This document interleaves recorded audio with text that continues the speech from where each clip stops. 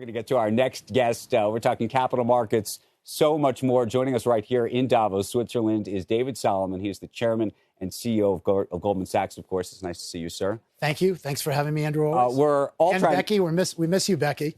We miss Becky. We miss Joe.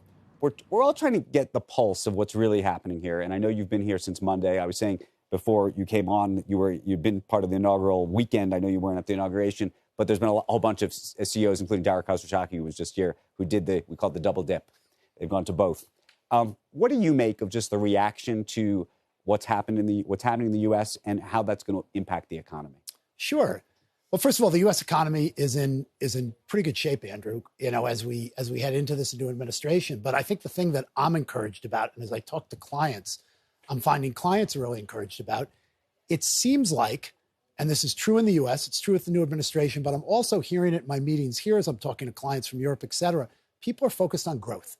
And if we can run a more growth-oriented agenda, if we can do some things that free up capital investment, especially private sector investment, right, that is a good path for us. And I think people are optimistic, and it's not going to be a smooth, perfect path, but people are optimistic that we are going to run a more growth-prone agenda.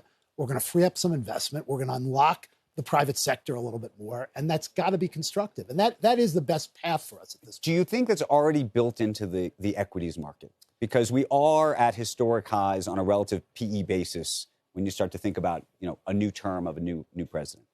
I think it's hard to dispute the fact that equity multiples are high. And you've asked me these kinds of questions before when I've been on with you, and I've always said I'm a very bad predictor of equity markets up and down.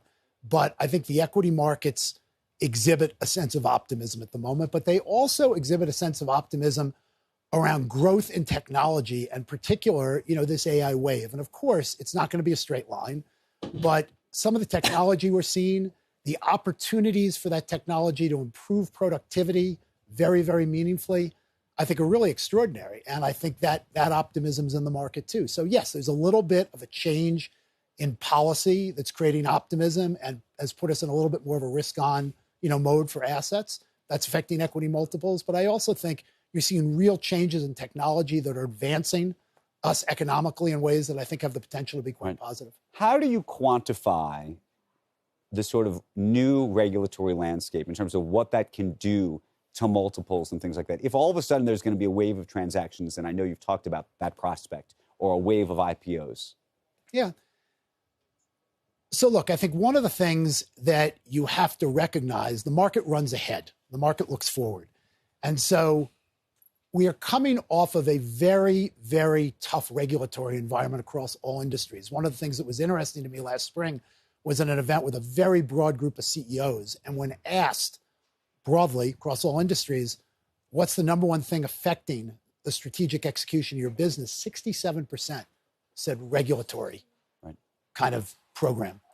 So the change in that is something that I think can be quite constructive, but it's going to take time. People are policy. You have to get people in place, and it's going to take time. How do you quantify it? I think it's hard to quantify, but it can have a real impact on growth. And by a real impact, 0.5 percentage point of growth, if we can just unlock a little and have a little bit more M&A activity, a little bit more of the opening up of the capital markets, I think that can be quite constructive. We had Bill Ford here from General Atlantic, and we were talking about just about the prospect for exits, both in the IPO market, but also all of a sudden strategic buyers that might actually be able to buy some of these assets that are owned by private equity that have been sort of traded among private equity firms for the last decade, but with no real exit out. Are you already hearing about deals like that? There's no question that the private equity venture community has been on the sidelines for the last couple of years. And I would say from what we see inside the organization, the activity levels, kind of the lineup of things that people want to bring to market, should allow us to see a meaningfully increased pace of deal activity in 2025. I've talked a lot, Andrew, about the fact that equity volumes and IPO volumes in particular have gone well below 10-year averages. My expectation in 2025, we'll get back to 10-year averages or do better. Tariffs. We were also talking to Jamie Dimon. Mary Erdos was talking about they've created a war room, apparently, at JP Morgan to look at all of these executive orders that Trump is putting out to try to assess what they mean for clients, tariffs, of course, being one of them. How do you even advise a multinational business today about the tariff issue? So it's complex, and it depends, where they sit and where they are. And I think one of the things that we all have to recognize is that this is going to be fluid. And so I think for a lot of CEOs that we're talking to today, they've been thinking about these things for a number of years. This is not new, on the agenda of policy discussion. The question is how quickly and where. And, I think it's uncertain. I know there's a lot of talk. And you're an investment banker and a negotiator. Trump is a negotiator. Absolutely. You usually have a good sense of just how these negotiations go. What do you think this turns into really? I think it turns into a rebalancing of certain trade agreements over time. And I think that rebalancing can be constructive for U.S. growth if it's handled right. And the question is how far, how quickly, how thoughtfully.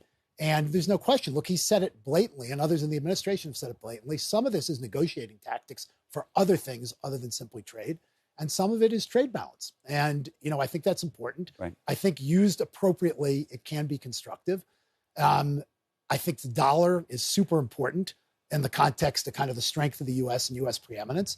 And so I think this is something that's going to unfold, not just in the next couple of weeks. This is going to unfold over the course of the year. Right. And we have to watch it closely.